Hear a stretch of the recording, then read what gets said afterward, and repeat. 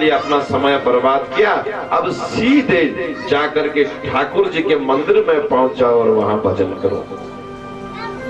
बस ये 7 श्लोकों में ज्ञान दिया कि पिताजी हरदम है तैयार तू पाप कमाने के लिए, कुछ तो ऐसा समय निकाल हरि गुण गाने के लिए। हरदम है तैयार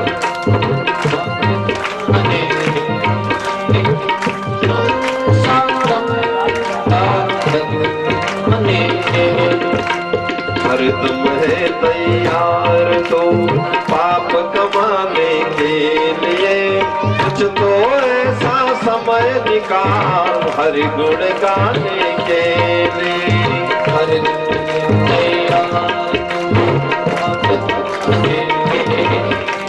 कुछ तो ऐसा समय निकाल हरि गुण गाने के लिए, कुछ तो ऐसा समय निकाल हरि गुण गाने के लिए।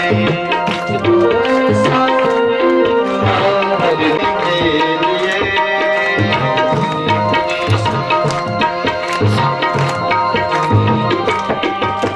कुछ तो ऐसा समय निकाल हरि गुण गाने के लिए।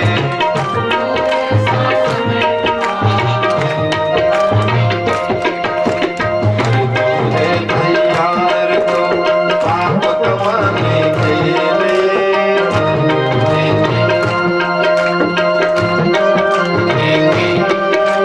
कुछ तो ऐसा समय निकाल हरि गुण गाने के लिए।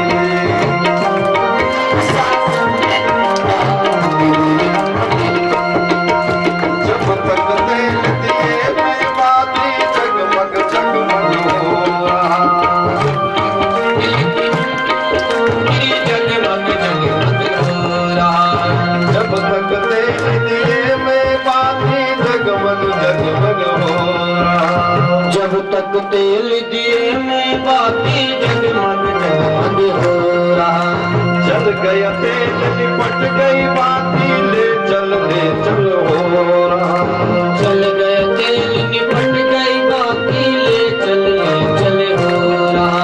बहुत सुंदर समय है पिताजी। जब तक दिए में तेल होता है तो बत्ती जलती है, लेकिन जब तेल खत्म हो जाता है और दिया बुझ जाता है तो उस बत्ती को फेंक दिया जाता है। ऐसे इस शरीर से जब आत्मा निकलती है तो इस शरीर को उठा करके घर में नहीं रखते हैं, इसको शमशान में ले जाया जाता है। इसलिए पिताश्री इस शरीर से आसक्ति ना जोड़े।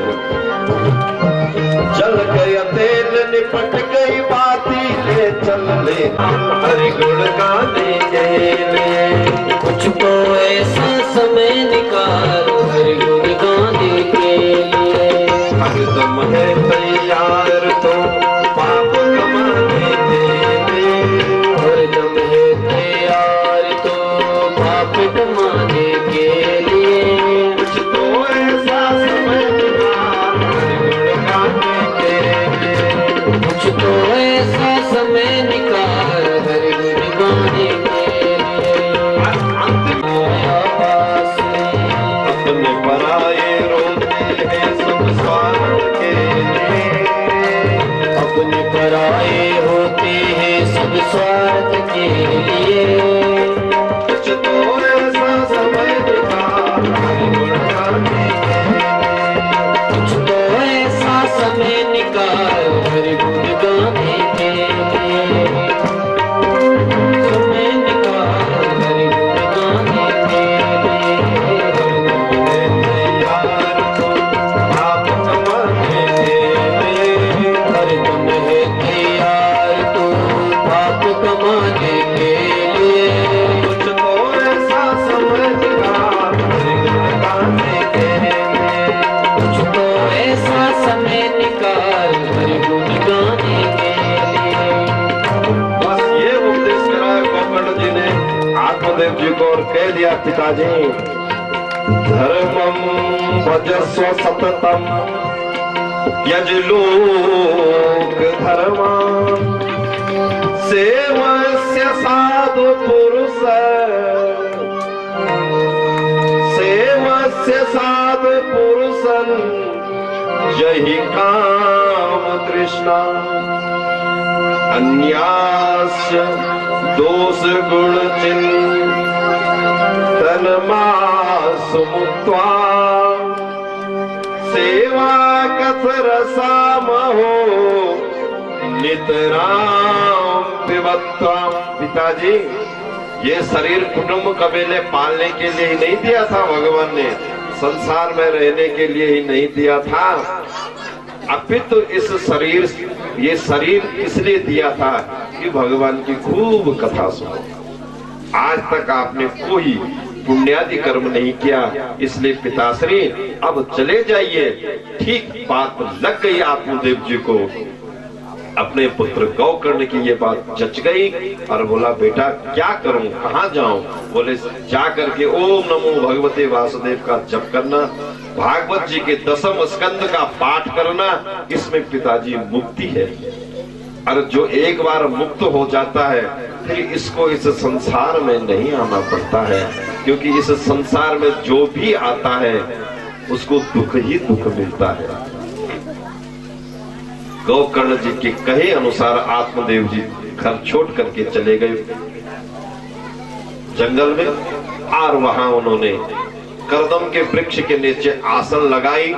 भागवत जी का पाठ करते करते उन्होंने अपने शरीर को आत्मा, अब घर में आ जावा कि जो धुंधकारी की या माँ जीन हो बिगाड़े जो बेहद धुंधली आप बिगड़े थे। धुंधकारी ने बोले माँ जी पैसा दे, माँ पैसा दे।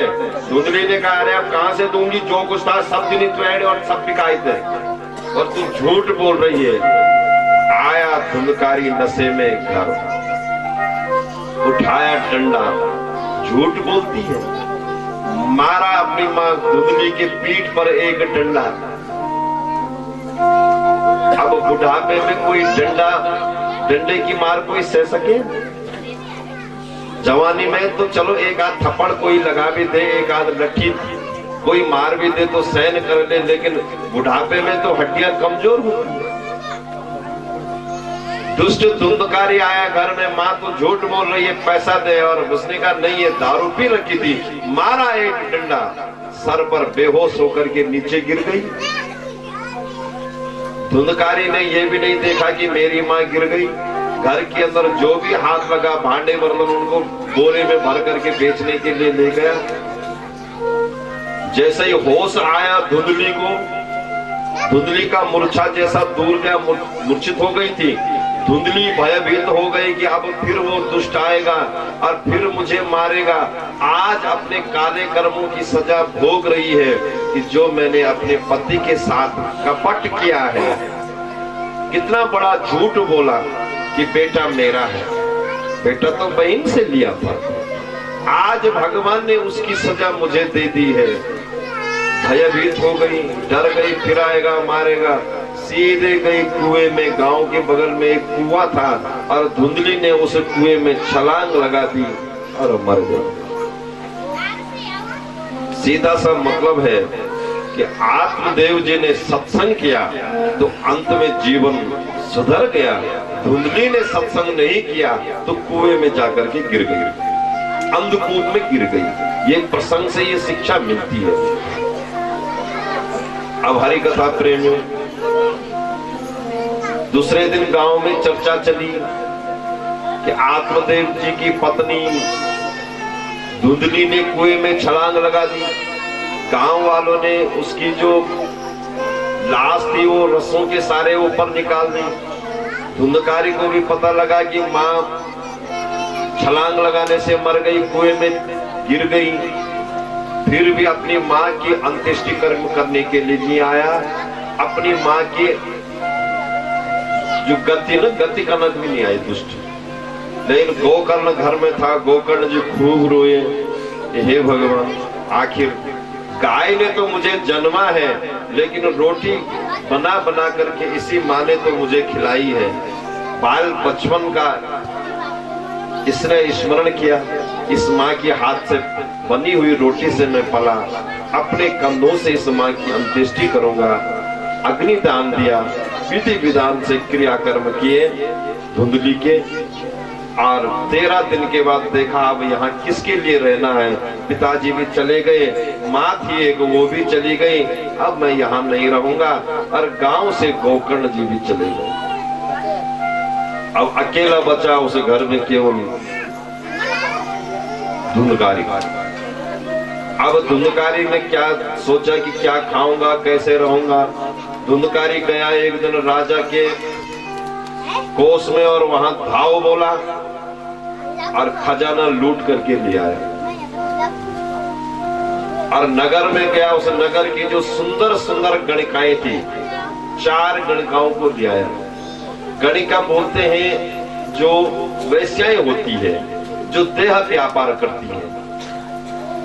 लंपट और आवारा जो बाजारू स्त्रियां होती है उनको बोलते हैं गणिका। 4 गणिकाओं को ले आया घर में, उनके साथ में मदिरा का पान करता, मांस का भक्षण करता, उनसे सेवा करवाता। एक दिन उन वैश्याओं ने सोचा, आपस में विचार किया कि बहनों, धन तो धुंधकारी ने बहुत ला करके दे दिया, पर अगर कभी राजा ये पकड़ा जाएगा, ये अगर कभी पकड़ा जाएगा तो जेल चला जाएगा। इस पे जब डंडे बरसेंगे तो ये बता देगा कि मैंने धन किसको दिया, और इसके साथ जेल की हवा अपने को भी खानी पड़ेगी। ये वैश्याओं ने मन में विचार किया कि इसके साथ अपने को भी जेल की हवा खानी पड़ सकती है, इसलिए इसका आज काम तमाम कर देते हैं।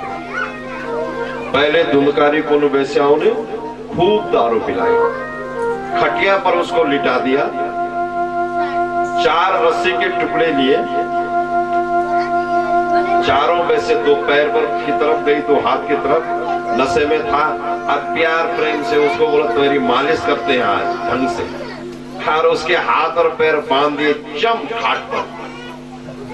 अब मारने के लिए वैश्याओं ने साहस किया, उसके गले को दबाया, लेकिन इतना मजबूत गला था धुंधकारी का कि मर ही नहीं रहा। पुकारने लगा छोड़ूंगा नहीं। वैश्याएं डर गई कि ये तो हमको कच्चा ही खा जाएगा, इसलिए वैश्या दौड़ दौड़ करके गई चूल्हे से और गरम गरम अंगार लाती गई और उसके मुख में ठोसती गई। जब वो पुकारता था तो चिमटे से लाल लाल अंगार उसके ऊपर मुख में डालने लगी। किसी ने पूरे पेट के ऊपर, जिंदे के ऊपर आग जला दी। अब तड़प तड़प के मर रहा है, बचाओ बचाओ, पानी दो पानी दो। ऐसे तड़पा तड़पा करके उन वैश्याओं ने उस धुंधकारी को मार दिया।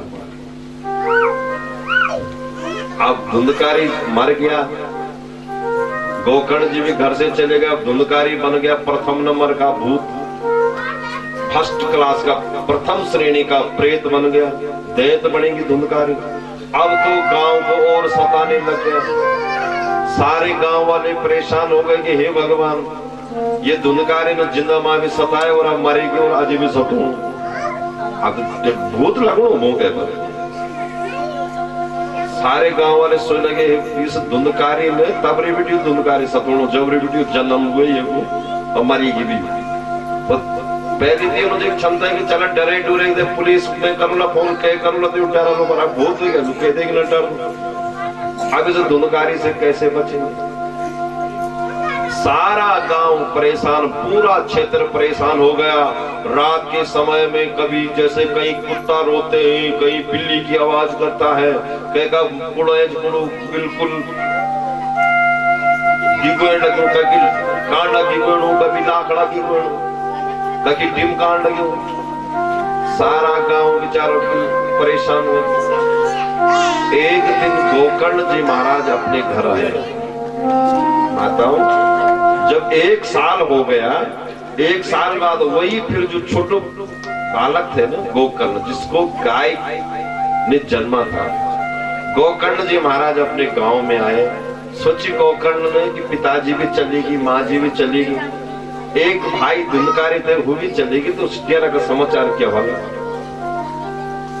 रात के समय में हरि कथा प्रेमियों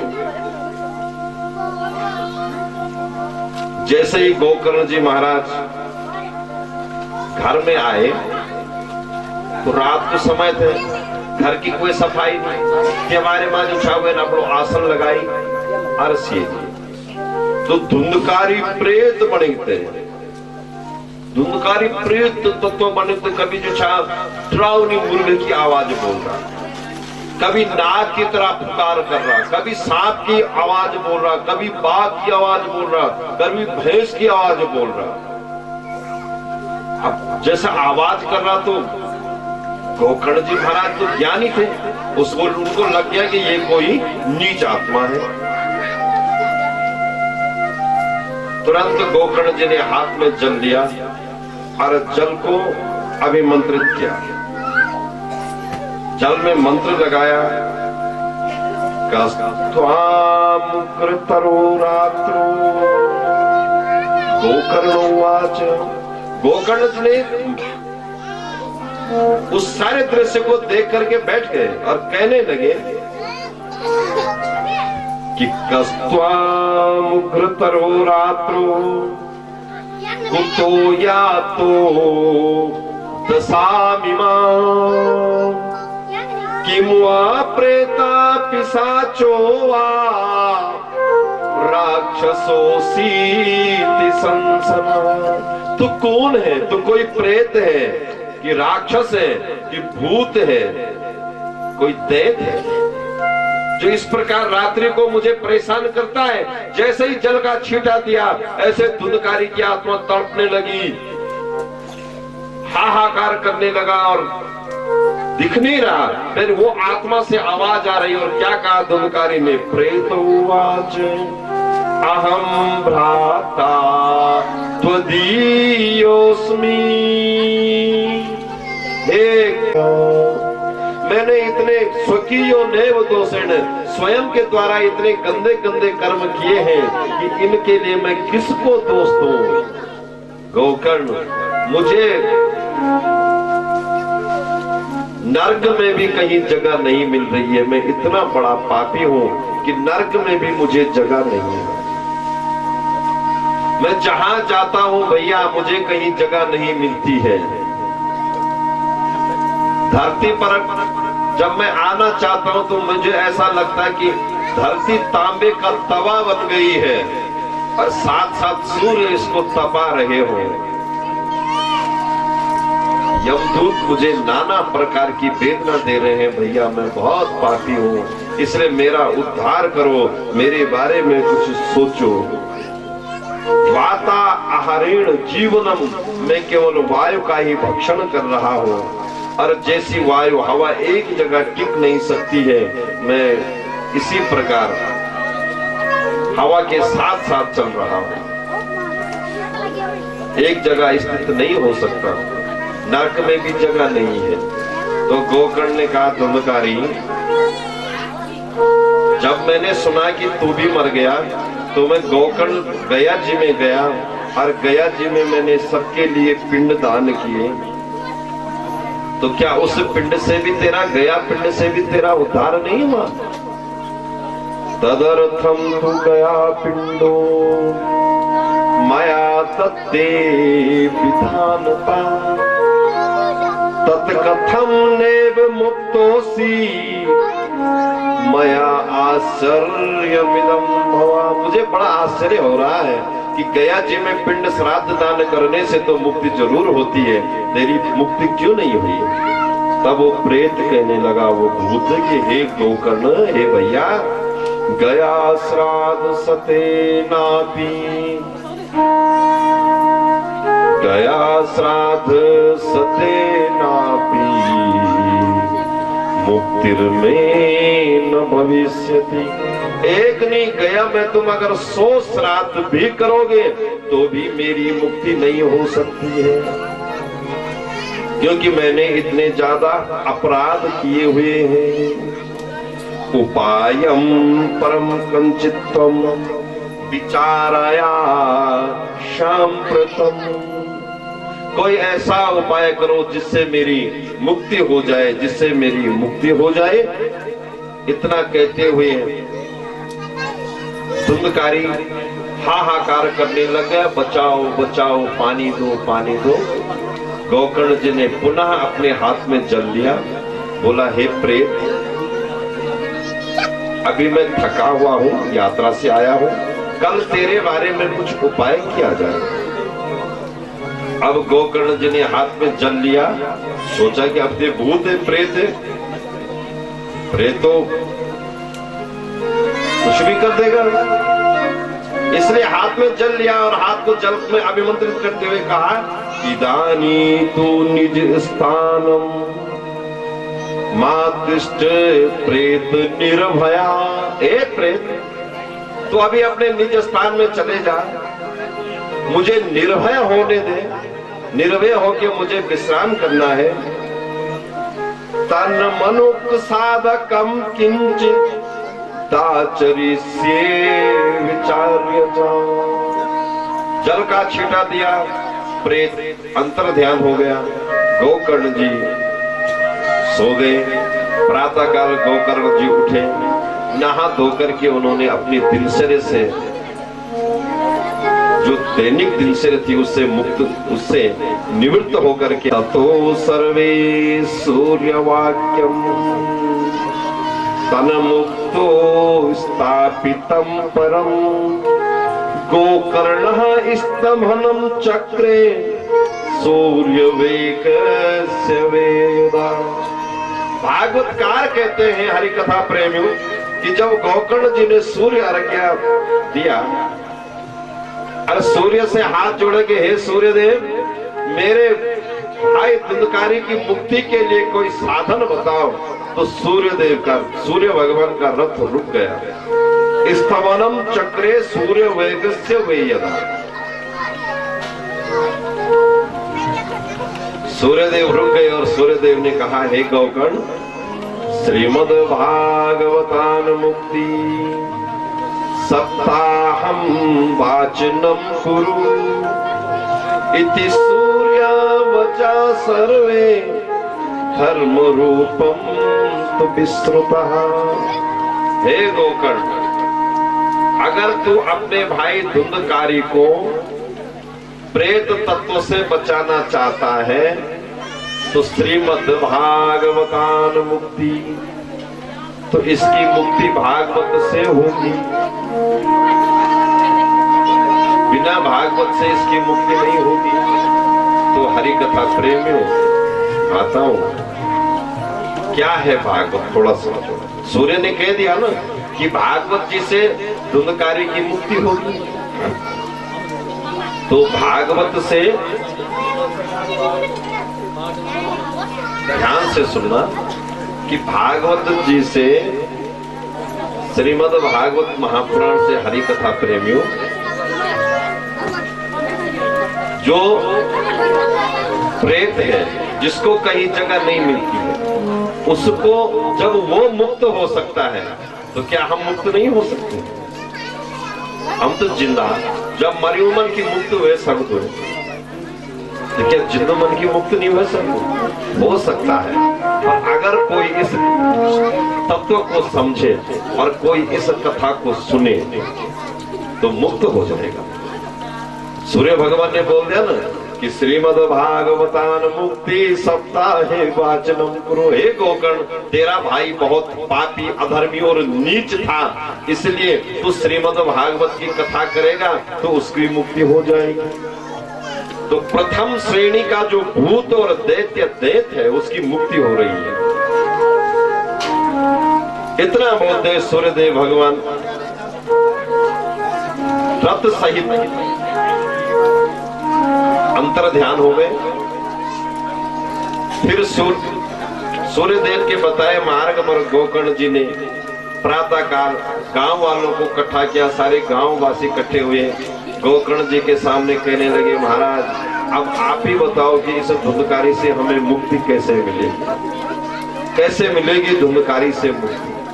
बोले धुंधकारी से अगर मुक्ति चाहते हो गांव वालों, तो सूर्य भगवान ने बता दिया कि श्रीमद् भागवतान मुक्ति, श्रीमद् भागवत से इसकी मुक्ति होगी। तो सारे गांव के लोग इकट्ठे हुए, उन्होंने पंचायत जोड़ी कि गोकर्ण बहुत ज्ञानी है, पढ़े लिखे हैं। जब धुंधकारी की मुक्ति हो सकती है तो क्या हमारे जो पितृ हैं वो नहीं तर सकते हैं? तर सकते हैं। इसलिए सारे गांव के लोग इकट्ठे हो गए, सुंदर से एक मंडप की रचना बनाई। जैसे ये मंडप बना ऐसे ही मंडप का निर्माण किया। ईशान कोण में केला लगाया, हनुमान ध्वजा लगाई, भद्र मंडप आदि बनाए गए। उसके ऊपर श्रीमद् भागवत की जो पोथी है, भागवत जी की स्थापना की गई। वक्ता के लिए चयन गोकर्ण जी का किया। गोकर्ण जी को व्यास गद्दी पर बिठाया और जब भागवत जी की कथा प्रारंभ हुई, माताओं देवताओं का पहले कथा से पहले पूजा होता है। आपने देखा होगा आचार्य जी ने किस प्रकार पूजा की। सारे देवताओं को यहाँ पर आमंत्रित किया। ये जो आप देख रहे हैं ना, ये जो चावल रखे हुए हैं वेदियों के ऊपर, तो जितने दाने हैं उतने दानों के ऊपर एक एक देवता है। आप ऐसा मत समझिए। और जब तक कथा पूरी नहीं हुई तब तक एक दाना भी यहाँ से किसी को उठाना नहीं चाहिए। कोई दाना उठाता उसके ऊपर जो देवता बैठा वो देवता लेके नहीं चले गया, फिर उस देवता का आसन चुरा रहे हैं आप। तो जहां जब तक वहां पर जितने दाने ये चावलों के हैं 33 करोड़ देवता है, तो इतने इस पर देवता बैठते हैं। ये जो आपको झंडी दिखाई दे रही है, झंडियों पर देवता।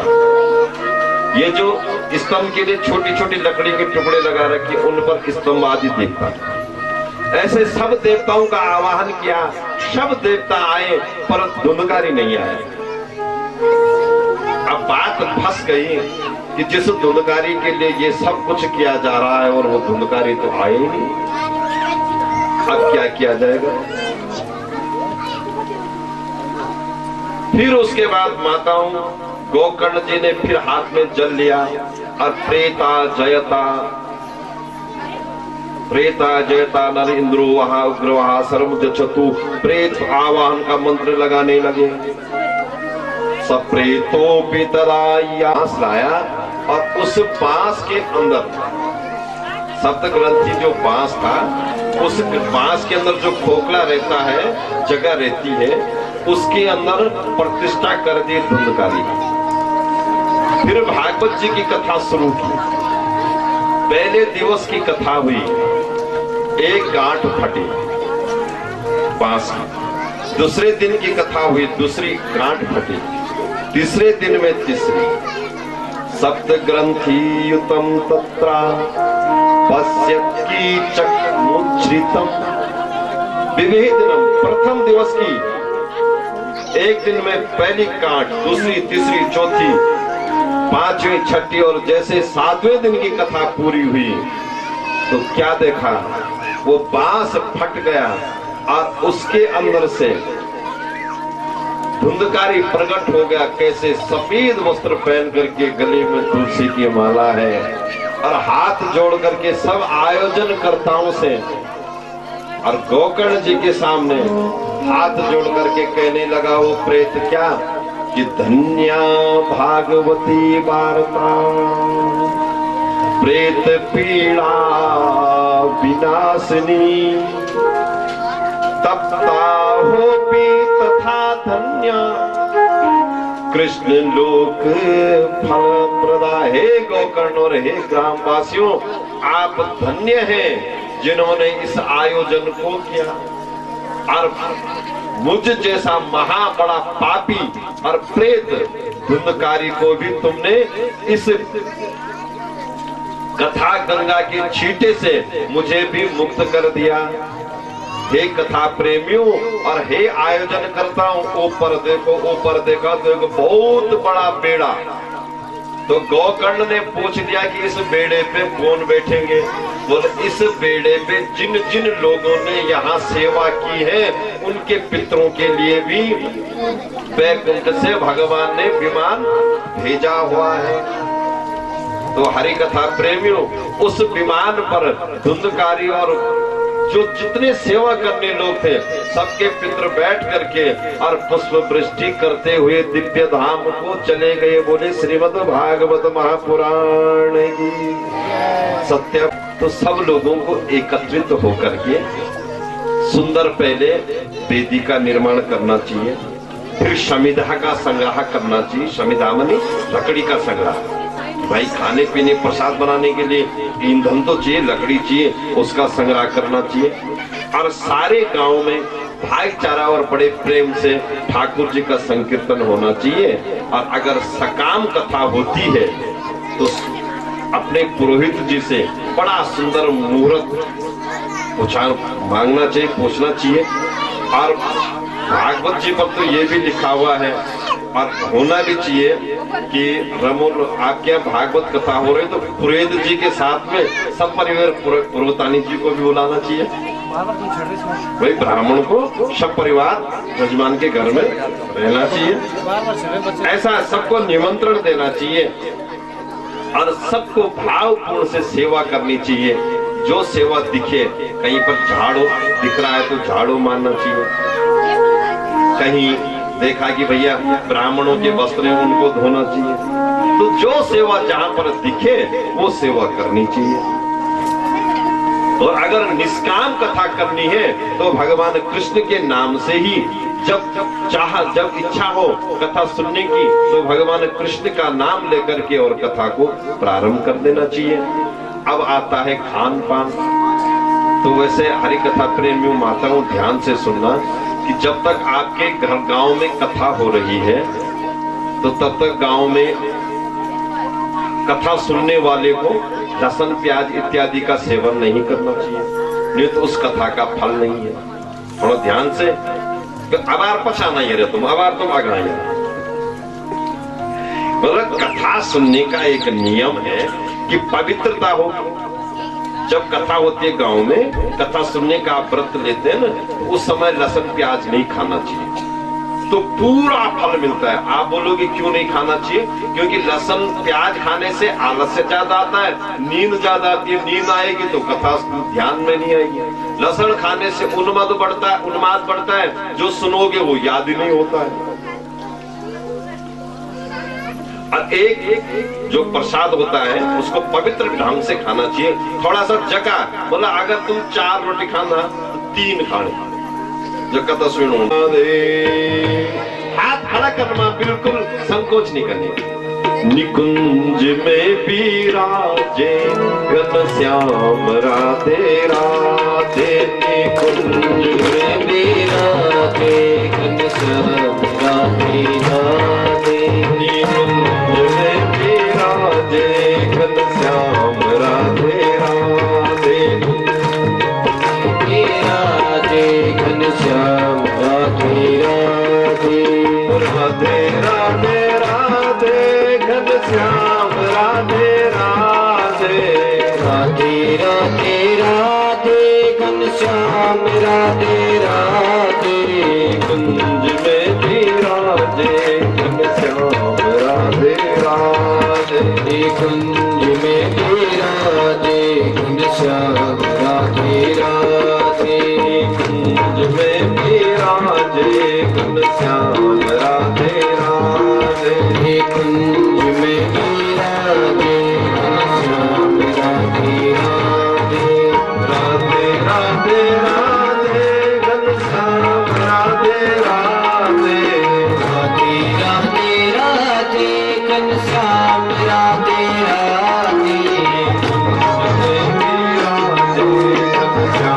राधे राधे, कुंज में विराजे घनश्याम राधे राधे, राधे राधे राधे घनश्याम राधे राधे, राधे राधे राधे घनश्याम राधे राधे, कुंज में विराजे घनश्याम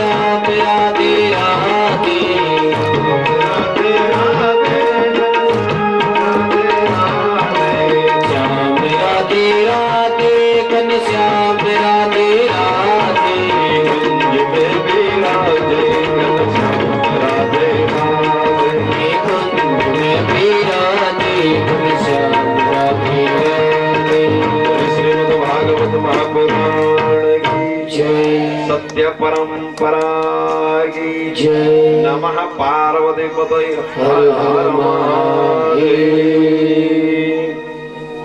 हरि कथा प्रेमी माता आइए, यहाँ पर भागवत जी की श्रीमद् भागवत जी का महात्म्य पूरा हुआ। इस अध्याय है, 18,000 श्लोक है ये भागवत जी में। क्या एक बार पुनरावृत्ति करूंगा। भागवत में 12 स्कंद हैं, 335 अध्याय हैं और 18,000 श्लोक हैं।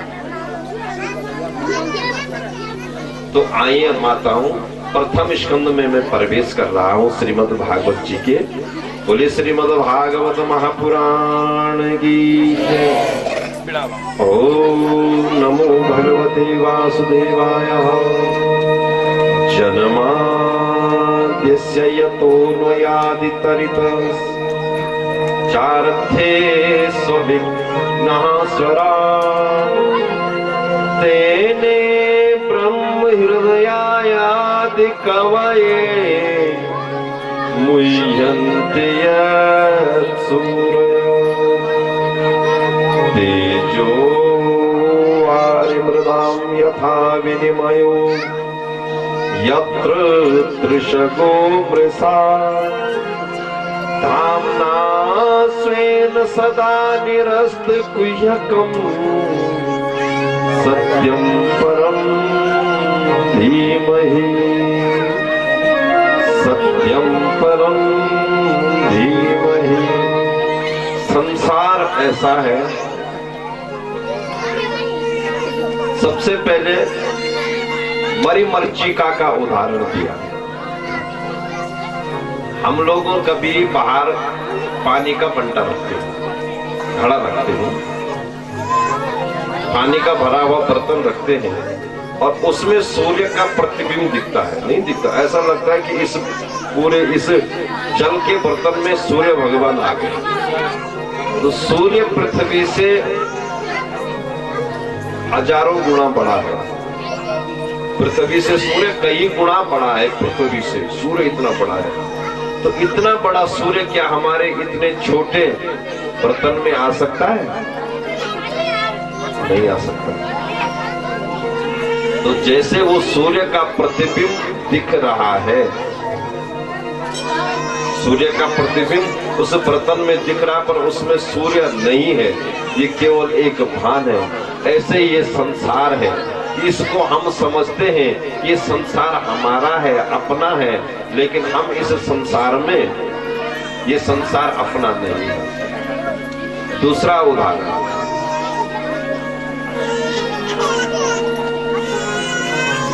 आकाश में अगर हम सब चाहें कि आकाश दिख रहा है और हम आकाश का छेद करके पानी टपकाएं, तो कोई आकाश का छेद कर सकता है? नहीं कर सकता है।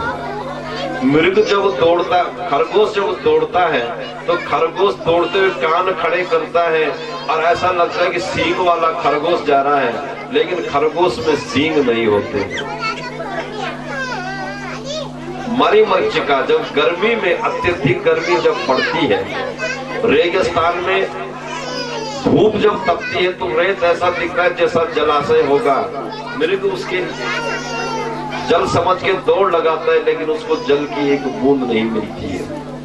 ऐसे ही ये संसार है। संसार में यत् दृष्टम तत् नष्टम, पहले अध्याय को समझो।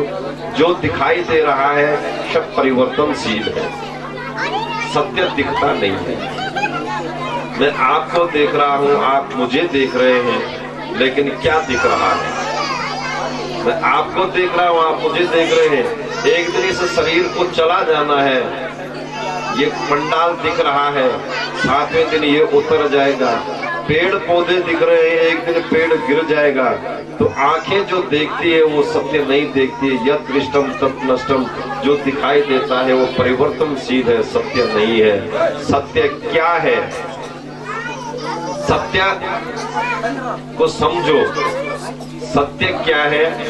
तो सत्य के बारे में जानना चाहते हो तो हमारी एक श्वास आती है और एक श्वास जाती है और कहती है कि हे मनुष्य, एक दिन तेरा जन्म हुआ, एक दिन तुझे मरना है, इसलिए अपनी जो हमारी जो श्वास है, आत्मा है, वो सत्य है, जो स्वयं कह रही है। एक श्वास हम लेते हैं, एक छोड़ते हैं, कि जो एक दिन आए हैं और एक दिन जाएंगे।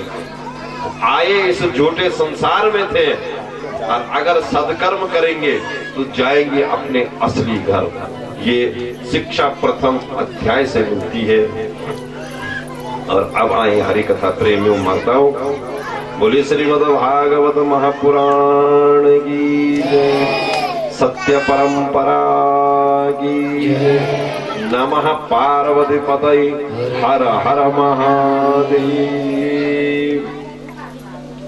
हरि कथा प्रेमियों माताओं, अब मैं आपको सीधा चाह रहा था कि मैं भागवती ने दूसरे अध्याय में 24 अवतारों का संक्षिप्त वर्णन किया कि एतद् नाना अवताराणां निधानां बीजमध्ययम् यस्य संसेन सृज्यन्ते देवोत्रियत् नरादः। भगवान के 24 अवतारों की कथा सुननी है आपको भागवत में। तो आइए हरि कथा प्रेमियों माताओं, भागवत जी प्रारंभ होता है द्रौपदी जी के प्रसंग से। द्रौपदी के प्रसंग से भागवत का शुभ प्रारंभ। बोले श्रीमद् भागवत महापुराण की जय, सत्य परंपरा की जय। नमः पार्वती पतये, हर हर महादेव। हरि कथा प्रेमियों माताओं, वृतांत उस समय का है जब महाभारत का युद्ध हो रहा था। कौरवों के और पांडवों के बीच में जब महाभारत का युद्ध संपन्नता की ओर बढ़ा, युद्ध पूरा होने वाला ही था, हो गया था, कि हुआ क्या था कि जब पूरे योद्धा महाभारत के युद्ध में मारे गए तो उस वीर भूमि में, रणभूमि में अंत में दुर्योधन का उर्दंड भेदन किया भीम ने। भीम ने दुर्योधन की जंगा तोड़ी, और जहां बड़े बड़े महापुरुषों के शव बिखरे हुए हैं कुरुक्षेत्र में, गिद्ध उनको खाने के लिए आ रहे हैं, अधमरा दुर्योधन भी छटपटा रहा है। दुर्योधन भी अधमरा छटपटा रहा है। भगवान कृष्ण ने कह दिया कि दुर्योधन को अधमरा ही रहने दो।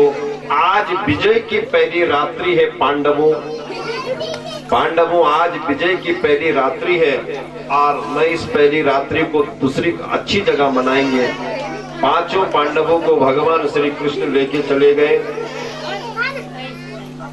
अधमरे दुर्योधन के पास पहुंचा उसका मित्र गुरु द्रोणाचार्य का पुत्र अश्वत्थामा, और कहने लगा, मित्र अगर तुम्हारी कोई अंतिम इच्छा हो तो कहो। अब मैं सीधे भागवत जी के प्रसंग पर खड़ा हूं, और इस कथा को आपने समझ लिया तो सारी कथा आ गई, और इसको भूल गए तो कुछ भी नहीं जाएगा साथ ही। अब दुर्योधन जब छटपटाते हैं ना, तो अधमर थे, तो गई गुरु द्रोणाचार्य को पुत्र अश्वत्थामा बोले, अरे मित्र तूने हमारे लिए क्या नहीं किया, कितने उपकार हैं तुम्हारे हमारे ऊपर। तो हमारा जजमान था, हम तुम्हारे गुरु थे, खूब खाया पिया तेरे पीछे, लेकिन मित्र आज तुमने काम ऐसे किए, तुमने जब सेनापति बनाए तो तुमने चयन अच्छा नहीं किया। तुमने जो सेनापति बनाए, चाहे मेरा पिता द्रोणाचार्य ही क्यों नहीं था, वो सेना में तुम्हारे थे, लेकिन भला चाहते थे पांडवों का, वो मन से लड़े नहीं कोई।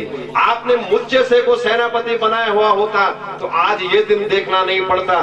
दुर्योधन ने कहा, दगड़िया हूँ जुएगी सुवेगी, पर तो अब मैं इतना क्या कर सकता, जो होना था वो हो गया, पर अब तो मेरे लिए क्या कर सकता है, मैं तो मर रहा हूँ। बोले बताओ तुम्हारी क्या अंतिम इच्छा है। तो दुर्योधन मरते मरते बोल रहा है कि भैया द्रोणाचार्य पुत्र अश्वत्थामा, 5 भाई थे पांडव, पर पांचों में से एक का भी बाल बांका नहीं हुआ, और हम 100 थे और 100 में से एक नहीं बचा। अगर 5 में से एक को भी कोई मरता तो थोड़ा दिल को कुछ तसल्ली तो होती। ये मरते मरते दुर्योधन गया। इसलिए अंतिम इच्छा तो ये है कि तू अगर 5 में से एक को भी मार दे तो थोड़ा सा मेरे दिल को कुछ ठंडक पहुंचेगी। अश्वत्थामा खड़ा उठा कहने लगा, अच्छा मित्र चिंता मत करो, तुम एक की बात करते हो पर मैं 5 को मार के आऊंगा। दुर्योधन ने कहा तो मैं तब तक मरूंगा नहीं, मैं तब तक अपने प्राणों को रोके रखूंगा। अब तलवार लेकर के अश्वत्थामा चला गया। अश्वत्थामा ने कह तो दिया पर पांडवों को मारना इतना आसान है? इतना आसानी से 5 पांडव मारे सन तो अश्वत्थामा नहीं मारे सन। चलेगी एक वृक्ष का नीचे बैठेगी, टाला नीचे विचार करो कि मैंने तो गलत घोषणा कर दी, मैंने क्या बोल दिया, कैसे मारूंगा उन पांडवों को। तो रात को उल्लू आया, उस पेड़ के ऊपर कौवे सोए थे और सोते हुए कौवों को उल्लू ने चोंच मारी और एक एक चोंच से कौवों को नीचे फेंक दिया। काक उल्लूक न्याय जम गया अश्वत्थामा को। इसको कहते हैं काक उल्लूक न्याय। लग गया कि हाँ ये ठीक है। जैसे सोए हुए कौवा बहुत चतुर होते हैं, कौवा को मारना इतना आसान नहीं था उल्लू के लिए, पर ये सोए हुए थे इसलिए उल्लू जीत गया। जब पांडव सोए हुए रहेंगे उसी समय रात को चुपचाप से जाऊंगा और उनकी गर्दन काट दूंगा, धड़ से शीश उतार दूंगा और फिर उन 5 मुंडों को अपने मित्र दुर्योधन को खुश करने के लिए ले जाऊंगा। चले गया अश्वत्थामा मन बना करके। जिन साइयों पर पांडव सोते थे, जो पांडवों के सोने के बिस्तर थे, आज पांडवों को तो भगवान श्री कृष्ण ने जंगल में ले गया कि विजय की पहली रात्रि जंगल में मनाएंगे। और जो चरपाई पर पांडव सिंध थे न, वो चरपाई पर आज द्रौपदी का 5 पुत्र बचा और द्रौपदी ने अपना 5 पुत्र चरपाई पर लिटाए कि तुम आज अपने पिताजी की चरपाई पर लिट जाओ। अश्वत्थामा रात को आया और पांडव जान करके, अंधेरा था, 5 पुत्रों द्रौपदी के 5 पुत्रों की गर्दन को काट डाला। 5 बच्चों की गर्दन काट इकट्ठा करे रे, ये बराबर मुंड करे रे इकट्ठा। और दौड़ दौड़ के गया अश्वत्थामा दुर्योधन के पास। ए दुर्योधन ले मित्र, अब तू तसल्ली से मरना। बोले क्या? बोले देख तूने एक के लिए कहा था पर मैं 5 पांडवों का मुंड तेरे पास ले आया हूं। पहले तो दुर्योधन बहुत खुश हुआ। दुर्योधन पहले बहुत खुश हुआ। दुर्योधन ने कहा सुनो मित्र, मेरा सबसे बड़ा जो दुश्मन है वो दुश्मन है मेरा खून भीम। भीम से ज्यादा चिढ़ता था दुर्योधन। भीम से नफरत ज्यादा, शत्रुता भीम से थी ज्यादा। तो दुर्योधन ने बोले तगड़िया तो ये कर कि ये जो भीम को जो मुंड लो ते मिया दे तो मैं अपने हाथ से दबाऊंगा उसकी खोपड़ी को। रात को दिख नहीं रहा था। जैसे ही अश्वत्थामा ने एक मुंड उठाया दिया कि ये भीम का है, जैसे ही उसने तोड़ा वो पट से टूट गया, उसने फेंक दिया। उसने कहा तूने छल किया है, भीम का सिर इतना मुलायम नहीं हो सकता है, भीम की खोपड़ी तो वज्र जैसी थी। उजाला कर किया, उजाला तो पहचान गया दुर्योधन की ये तो पांडवों के बच्चे हैं। फटकार लगाए दुर्योधन भी इन सिरों को देख करके दुखी हुआ। बोले अरे पापी अश्वत्थामा, तूने तो आज इस वंश में कोई आग लगाने वाला भी नहीं रखा। चाचा ताऊ के तो थे, भाई भाई तो थे, अरे कम से कम कोई रहता तो हमारा भी नाम आता, कोई अग्नि देने वाला तो रहता। पर तूने तो आज पूरे कुरुवंश की का बीज ही मिटा दिया, पूरे वंश का निर्वंश कर दिया।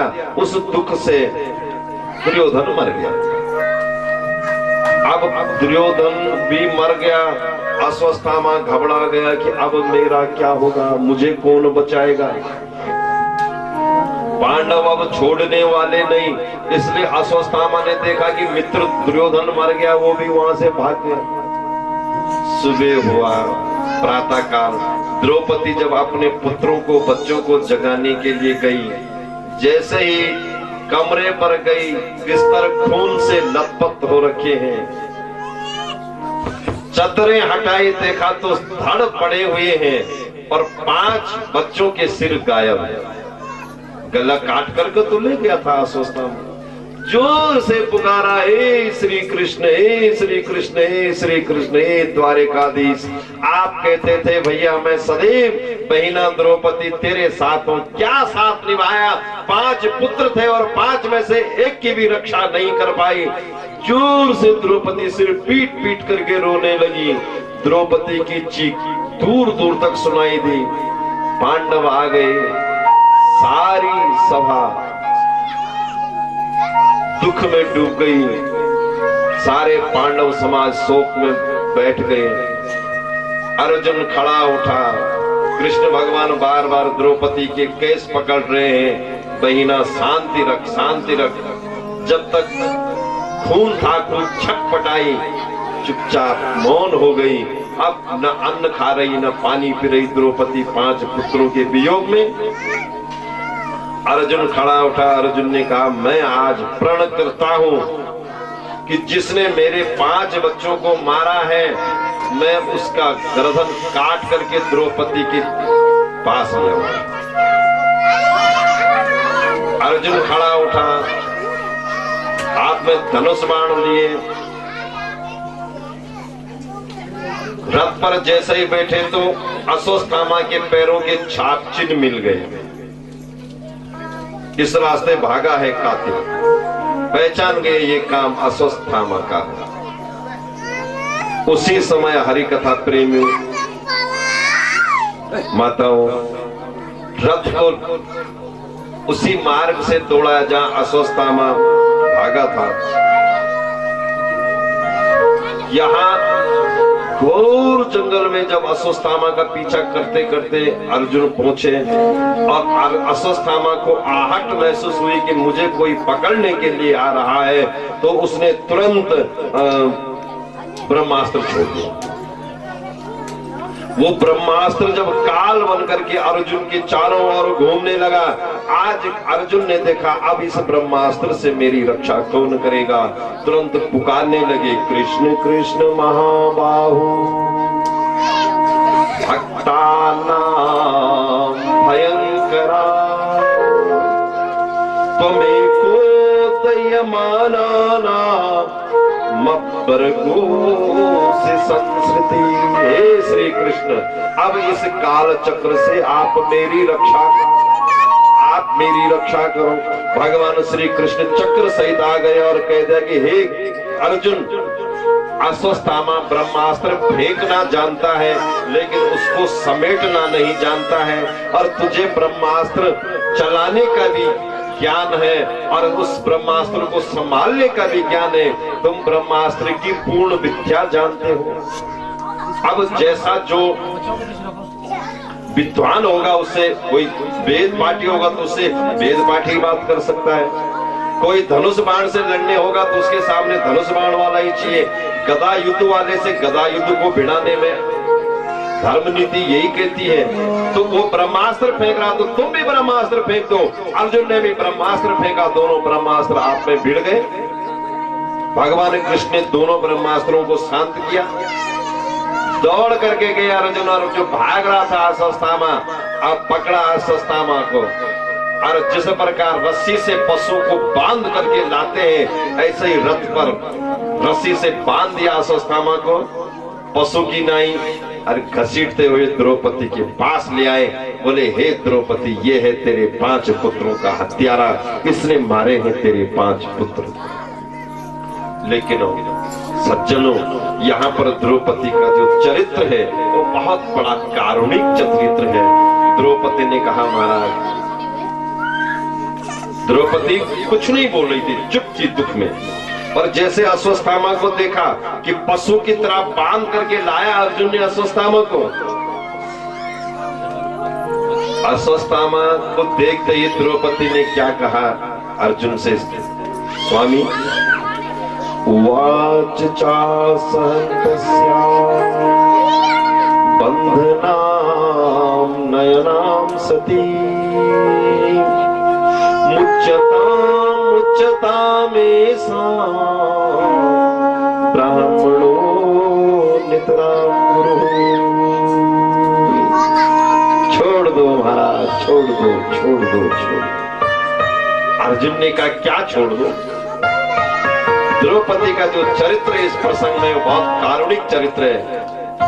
खड़ी उठ गई द्रौपदी, साहस किया और बोला, स्वामी अभी तो मैं अपने 5 पुत्रों की हत्या के लिए रो रही हूं।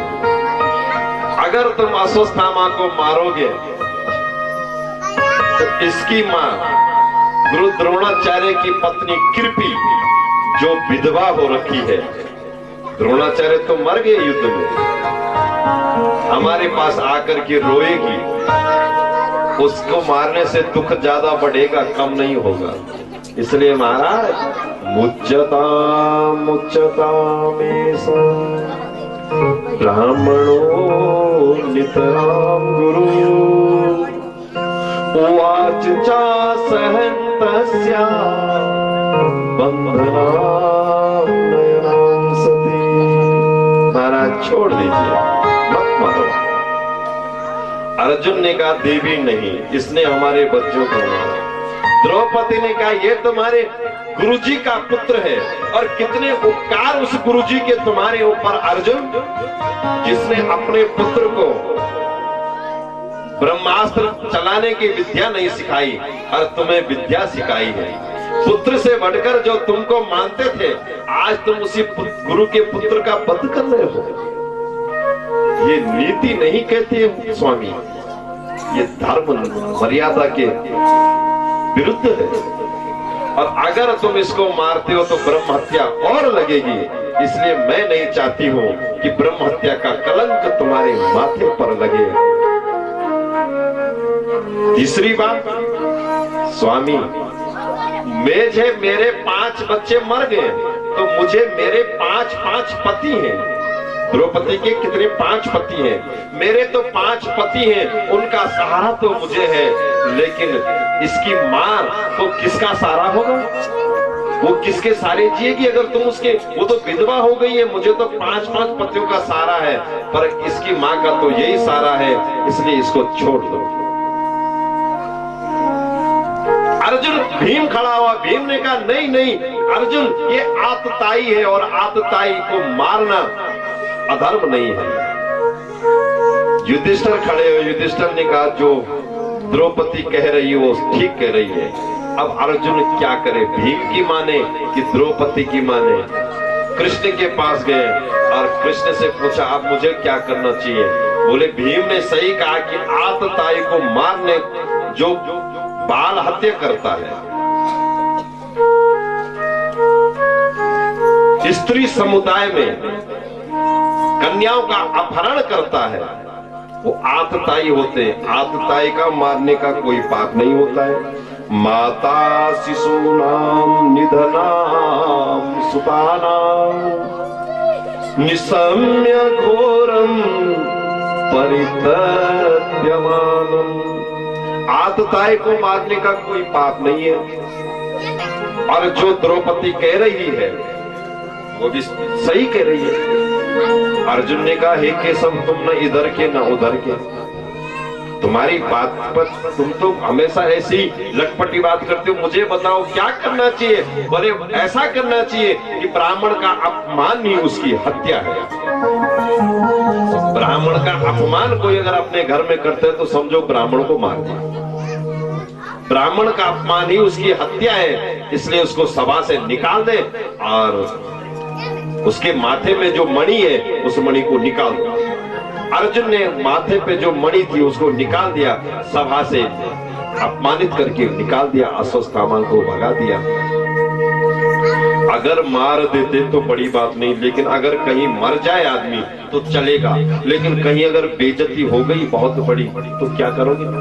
तब तो ये लोग कर दो शरीर जब यखा ये नहीं लग देना, अगर वो चिकन यानी जुमान बने तो क्या लग रही जुगड़ी में ठन मन का बाद में बस नहीं बोलता कि मन मारी भी जो लोग तब भी नहीं में तोगी थी। अब अस्वस्थामा के लग गई मन में, अस्वस्थामा ने कहा मार देते तो ठीक था, पर कितना बड़ा अपमान किया। अस्वस्थामा जंगल में गया, ध्यान लगाया कि मैंने भी पांडवों के वंश को खत्म कर देना है। अब देखा इस वंश में कौन है, तो राजा मतलब वंश में अब कौन है, तो क्या दिखा कि महाराज अर्जुन का जो पुत्र था अभिमन्यु, जो वीर गति को प्राप्त हो गया, और अभिमन्यु की पत्नी है उत्तरा, और उत्तरा है गर्भवती। वो गर्भ दिखा अस्वस्थामा को। 5 पांडवों की संतान तो पूरी खत्म हो गई, पांडवों का कोई नहीं, पर अब बचा कौन? अर्जुन को जो लड़का अभिमन्यु, अभिमन्यु भी वीर गति से प्राप्त होगी।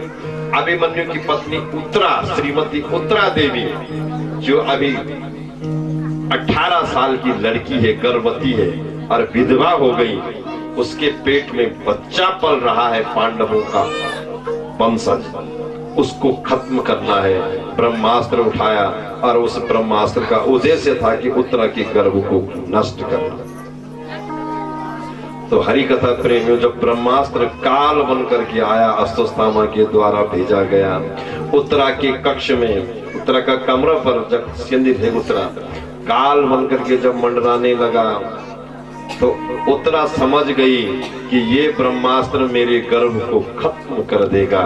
इसलिए उत्तरा ने अभी अपने ससुर अर्जुन को याद नहीं किया। सोचा जो अपने पुत्रों की रक्षा नहीं कर सके महाभारत के युद्ध में, वो मेरी क्या रक्षा करेगा। जो अपने पांडवों को लिए फटका लगाई उत्तरा ने कि जिन्होंने अपने संतान की रक्षा नहीं कर सके, तो वो मेरी क्या रक्षा करेंगे। इसलिए मैं तो भगवान श्री कृष्ण के शरणागत जाती हूँ तो बच सकती हूँ, नहीं तो कोई बचाने वाला नहीं। पाहि पाहि महायोगी, पाहि पाहि, हे प्रभु मैं आपकी शरणागत हूँ। पाहि पाहि महायोगिन देव देव जगत पते, नान्यं त्वद भयं पश्ये यत्र मृत्यु परस्पर। हे श्री कृष्ण, हे द्वारिकाधीश, ये मृत्यु मेरे आगे पीछे चक्कर लगा रही है, और मैंने अपने पति को वचन दिया था जब मेरे पति युद्ध में गए कि उत्तरा तू गर्भवती है, और मैं अगर वीर गति को प्राप्त हो भी गया तो तू सती मत होना, तो मेरे इस पुत्र की रक्षा के लिए इस अपने जीवन को मत गंवाना, मेरे पुत्र की रक्षा करना। भगवान की समक्ष शरणागत हो गई उत्तरा, और प्रभु श्री कृष्ण के सामने हाथ जोड़ करके कह रही है, प्रभु अब हरि एक भरोसो तेरो, अब हरि एक भरोसो तेरो, हरि एक भरोसो तेरो, अब हरि एक भरोसो तेरो, हरि एक भरोसो तेरो, नहीं कछो साधन ज्ञान भगति को, नहीं कछु साधन ज्ञान भगति को, नहीं विराग कछु मेरो, अब हरि एक भरोसो तेरो, हरि एक भरोसो तेरो, नहीं कछु साधन ज्ञान भगति को, नहीं कछु साधन ज्ञान भगति को, नहीं विराग कछु मेरो,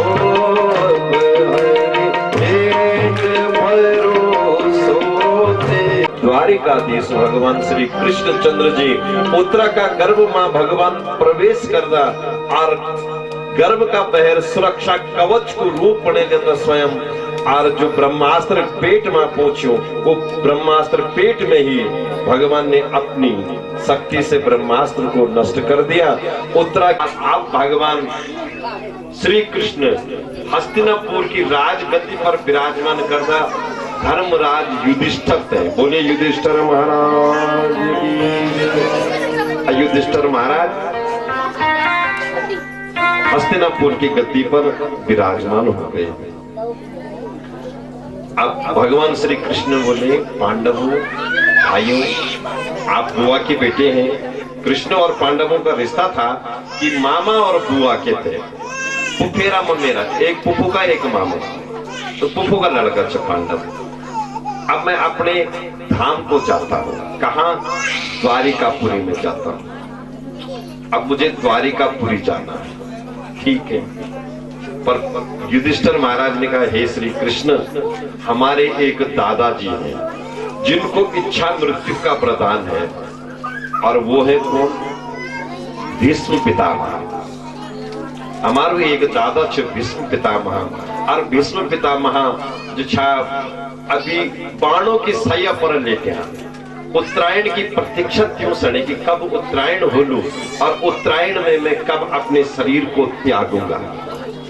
उत्तरायण में मैं अपने शरीर को त्यागूंगा। इसलिए अब श्री कृष्ण हाथ जोड़ी पांडवों अब उत्तरायण हो गया, आप हमारे दादा श्री के समक्ष चले जाइए। और हे त्रिलोकीनाथ अंत में जो आपके दर्शन करते हैं आपके दर्शन के प्रभाव से तो आपका ही सायुज्य मिलता है। इतनी कृपा हमारे ऊपर जरूर कर दो। आज पांचों पांडव भगवान कृष्ण सहित और समर भूमि में गए जहां बाणों की सैया पर लेटे हैं भीष्म पितामह। आगे श्री कृष्ण पीछे पांडव। भगवान कृष्ण ने भीष्म पितामह को देखते ही कहा हे गंगा पुत्र हे शांतनु नंदन। तो भीष्म पितामह दृष्टि घुमाते हुए कृष्ण की ओर देखने लगे। बोले आ गए आप? बोले हाँ। कृष्ण भगवान ने बोला दादाजी अब उत्तरायण हो गया है और आप अब जल्दी जल्दी जाओ। मतलब इच्छा मृत्यु वरदान था भीष्म पितामह को कि जब इच्छा हो तब मरना है और नहीं है इच्छा तो नहीं मरेंगे। जब इच्छा होगी तो मरेंगे, तो इच्छा जब होगी तो मरेंगे, नहीं होगी तो नहीं मरेंगे। तो भीष्म पितामह ने कहा मैं ऐसे थोड़ी नहीं जाऊंगा। तो फिर कैसे जाओगे? बोल आप मेरी अंतिम इच्छा को तो पूरा करोगे? बोले हाँ आपकी अंतिम इच्छा को पूरा करूंगा। थोड़ा इस बच्चे को घुमा के लाओ, घुमा के। बोले कृष्णचंद्र भगवान की जय, सत्य परंपरा की जय। तो हरि कथा प्रेम में भगवान कृष्ण सामने पे अर्जुन और बोल दिया भीष्म पितामह ने कि जब तक मेरी इच्छा नहीं होगी तब तक मैं मरूंगा नहीं। तो मेरी अंतिम इच्छा ये है कि तुम मेरे सामने रहो। अब भगवान कृष्ण सोचने लगे कि कैसा फंसाया बुड्ढे ने। अब पता नहीं इसकी इच्छा कब मरने की होती कब मरने की नहीं होती। जब तक मरेगा नहीं तब तक यहाँ पर खड़ा रहना पड़ेगा।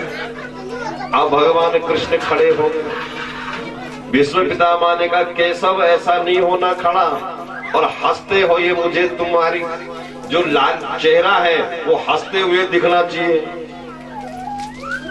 आपकी जो चेहरे की जो छटा है वो हंसती हुई मूर्ति मुझे दिखाओ। अब कृष्ण भगवान ने सोचा लो एक ड्यूटी और लगा दी हंसने की। अब कितना हंसता रहूंगा, कब तक हंसना है। भगवान कृष्ण बिना बात के हंसी नहीं होने पर हंसने लगे। भगवान तो कारुणिक है। और जब भीष्म पितामह ने देखा कि कृष्ण हंस गए, भीष्म पितामह की आंखों से अश्रु गिरे। कृष्ण की चरणों के दर्शन किए और कहने लगे हे श्री कृष्ण मेरे मारे हुए बाणों से जिसके कवच और कुंडल छेदे गए हैं रथ हाँकते हाँकते जिसके चेहरे पर प्रश्वेत के बिंदु दिख रहे हैं, मतलब रथ चलाने में इतना परिश्रम किया कि पसीने की छाप अभी भी दिख रहे हैं, धूली दूषित हो गए हैं, मेरे बाणों से मारे हुए, मेरे बाणों से जिसके कवच कुंडल छेदे गए हैं, हे श्री कृष्ण आपके चरणों में मेरा प्रेम हो जाए। ये भीष्म पितामह ने कहा, बोले हे श्री कृष्ण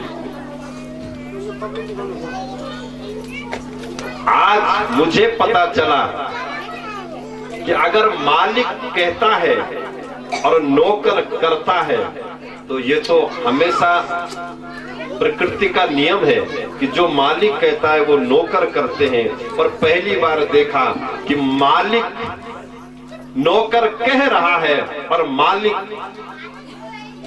कर रहा है। भीष्म पितामह की ये बात सुन के कृष्ण ने बोला क्या मतलब? बोले मैं जानता हूं कि तुम त्रिलोकी के मालिक हो, तीनों लोकों के मालिक कृष्ण तुम हो, और अर्जुन तुम्हारा दास है, और नौकर कह रहा है और मालिक कर रहा है। अर्जुन ने आपको कहा कि हे श्री कृष्ण मेरा रथ निकालो। सेनयोरुभयोर मध्ये रथम स्थाप्य में अच्युतः, हे अच्युत दोनों सेनाओं के बीच में मेरे रथ को ले जाओ। आपने कहा जो आज्ञा। ऋषिकेशं तदा वाक्यम मिदमाह महीपति सेनयोरुभयोर मध्ये रथम स्थाप्य में अच्युतः, हे अच्युत मेरे रथ को निकालो। आपने कहा जो आज्ञा। कभी आप भाई बनते हैं, कभी आप महाभारत के युद्ध में विराट पुरुष का दर्शन देते हैं, कभी आप नौकर बन जाते हैं। हे श्री कृष्ण ऐसी लीला केवल आप ही आप कर सकते हैं। फिर क्या बोला? हे श्री कृष्ण आपने मेरे वचन रखने के लिए अपना वचन तोड़ दिया। आपने मेरे वचन रखने के लिए अपना वचन तक तोड़ दिया। तो माताओं क्या वचन तोड़ी भगवान कृष्ण? क्या वचन थे वो? जो विष्णु पितामह ने बोला कि मेरा वचन रखने के लिए आपने अपना वचन तोड़ दिया, तो क्या वचन था? भागवत प्रश्न उत्तरीय भागवत है। भागवत प्रश्न उत्तरीय है, प्रश्न है और उसका उत्तर है। तभी तो भागवत 18 पुराणों का राजा माना गया। तो वचन ये है माताओं सज्जनों कि जब महाभारत का युद्ध तय हो गया, भगवान कृष्ण ने बहुत समझाया दुर्योधन को कि युद्ध मत कर, पर मानता नहीं था। फिर विदुर जी समझाने के लिए गए, उसने विदुर को भी निकाल दिया। फिर भगवान कृष्ण गए, देख दुर्योधन सुन, तुम भाई भाई के हो, चाचा ताऊ के हो, आधा राज्य तेरा है, आधा पांडवों को दे दे। दुर्योधन ने कहा हाँ कृष्ण आधा दे दूं, हम तो 100 भाई हैं और वो 5 भाई हैं, तो आधा में हम 100 और आधा में वो 5। कृष्ण भगवान ने कहा नहीं दुर्योधन, चाहे किसी का 1 बेटा और किसी के 10 बेटे हो, लेकिन बाप की संपत्ति तो भाई भाइयों में ही बटेगी। नहीं माना। युधिष्ठिर ने सुना कि वो हम 5 और वो 100 105, तो युधिष्ठिर आए, बोले दुर्योधन मैं बहुत खुश हुआ, कम से कम तेरे अंदर इतना प्रेम है, तो 100 भाई तुम हो और 5 भाई हम हैं, 105 हो गए, तो पूरे राज्य के 105 हिस्से कर देते हैं। इसमें तो खुश हो सकता है। बोल नहीं, तुमको सुई की नोक नहीं दूंगा। तभी तो युद्ध हुआ। जो भाइयों का हक मारना चाहता है वो अब वंश सहित नष्ट होता है, जो भाई के हिस्से को अकेला खाता है वो पूरे वंश सहित मिट जाता है। तो आज आइए, भीष्म पितामह कृष्ण भगवान को कहते हैं हे श्री कृष्ण तुम्हें याद है? क्या याद है? तो सुनो माताओं, जब महाभारत का युद्ध निश्चित हो गया तो भगवान कृष्ण के पास सेना मांगने के लिए पांडव पक्ष से गया था अर्जुन और कौरवों के पक्ष से गए थे दुर्योधन। तो भगवान द्वारिका देश के पास पहले दुर्योधन पहुंचा, फिर अर्जुन पहुंचा। भगवान के पास दोनों बैठ गए। भगवान ने पूछा, भैया क्यों आए हो? दुर्योधन ने कहा, मैं आपके पास सेना के लिए आया हूं, युद्ध होगा। अर्जुन ने कहा, मैं आपके पास सेना के लिए आया हूं।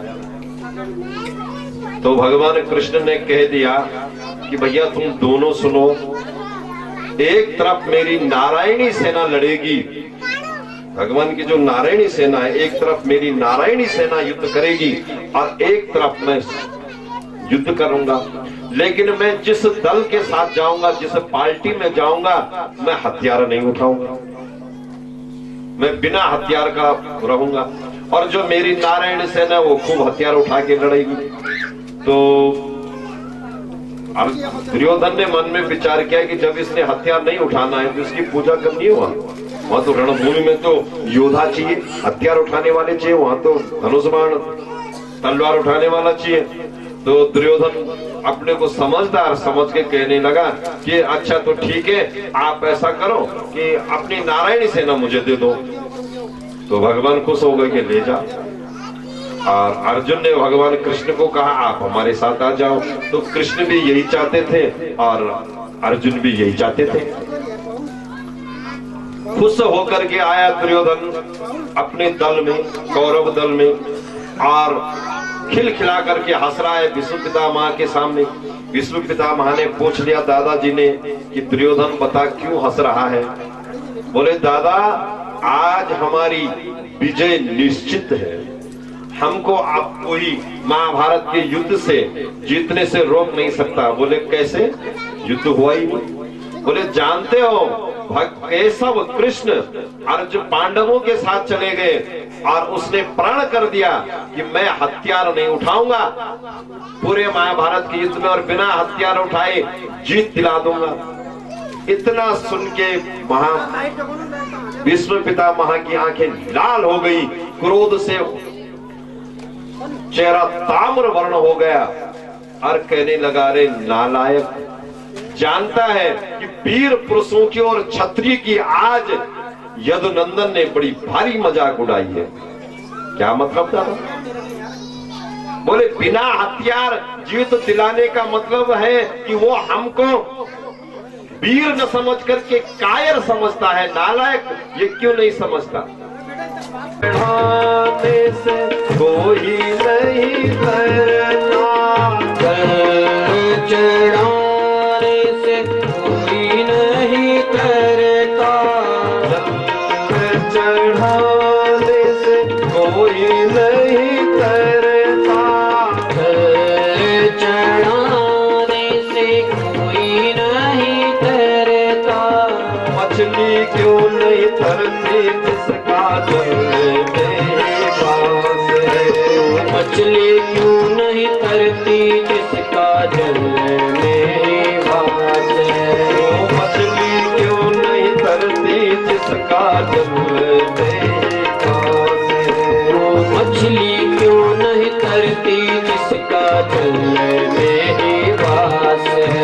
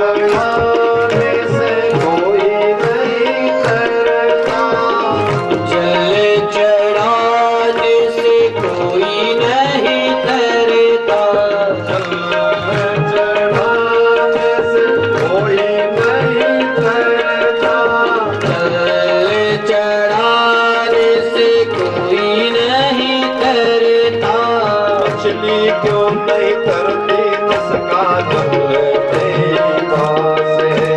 मछली क्यों नहीं तरती जिसका जल में ही वास है। वो मछली क्यों नहीं तरती जिसका जल में ही वास है। मछली क्यों नहीं तरती जिसका जल में ही वास है। तरेगा वही जिसके हृदय में है। तरेगा वही जिसके हृदय में है। और श्रीमद् भागवत महापुराण की सत्य परंपरा की नमः। पार्वती पतये हर हर महादेव। और यहाँ से भगवान कृष्ण की विष्णु पितामह की अंत्येष्टि कर्म किए। पांडवों के युधिष्ठिर के और भाइयों ने क्रियाकर्म आदि किए। क्योंकि ऐसा होता है कि जो अभिसिंचित राजा होता है वो क्रियाकर्म इत्यादि करने का अधिकारी नहीं होता है। उसके बाद हरि कथा प्रेमियों, अब भगवान श्री कृष्ण माताओं, भागवत दिव्य पुराण इसलिए है कि भागवत जी में भगवान श्री कृष्ण एक बार पहले अपने धाम को जाते हैं और फिर भगवान का जन्म होता है। इसलिए दो बार भगवान कृष्ण की लीला भागवत जी। अब भगवान श्री कृष्ण जब से हस्तिनापुर में आए थे, अपनी बुआ कुंती के पास रहे, बुआ के बेटों को जीत दिलाई। अब भगवान कृष्ण ने कहा द्रौपदी, कुंती से, कुंती भगवान की फुफुच, पांडव की जो माँ जी ना कुंती, और कृष्ण भगवान की अपनी फुफुच। और फुफु जी अब बहुत होगी, अब मैं अपनी द्वारिका जीमा जाऊं। फुफू तू बुढ़ड़ी होगी, अब तो कुछ चैनो तो मीस मांग। तो माताओं कुंती ने भगवान से क्या मांगा, क्या सुंदर मांगा, आज तक किसी ने मांगा नहीं। सोना को ईट न मांगी, पैसा नहीं मांगे, भगवान चाहते कुछ भी दे सकते थे। पर द्रौपदी कुंती ने कहा, हे श्री कृष्ण तू जा रहा? और फुफू जी हाँ मैं जानूंगा। बस भगवान ने एक हाथ कुंती का पैर में रखी, फुफू अब मैं जानूंगा। जय जय श्री गोकुलेश नंद के दुलारे। जय जय श्री गोकुलेश नंद के दुलारे। जय जय श्री गोकुलेश नंद के दुलारे। नंद के दुलारे बाबा सबके प्राण प्यारे। नंद के दुलारे बाबा सबके प्राण प्यारे। नंद के दुलारे बाबा सबके प्राण प्यारे। नंद के दुलारे बाबा सबके प्राण प्यारे। जय जय श्री गोकुलेश नंद के दुलारे। जय जय श्री गोकुलेश नंद के दुलारे।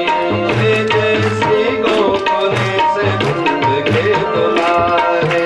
जय जय श्री गोकुलेश नंद के दुलारे। नंद के दुलारे बाबा सबके प्राण प्यारे। नंद के दुलारे बाबा सबके प्राण प्यारे। जय जय श्री गोकुलेश नंद के दुलारे। जय जय श्री गोकुलेश नंद के दुलारे। जय जय श्री गोकुलेश नंद के दुलारे।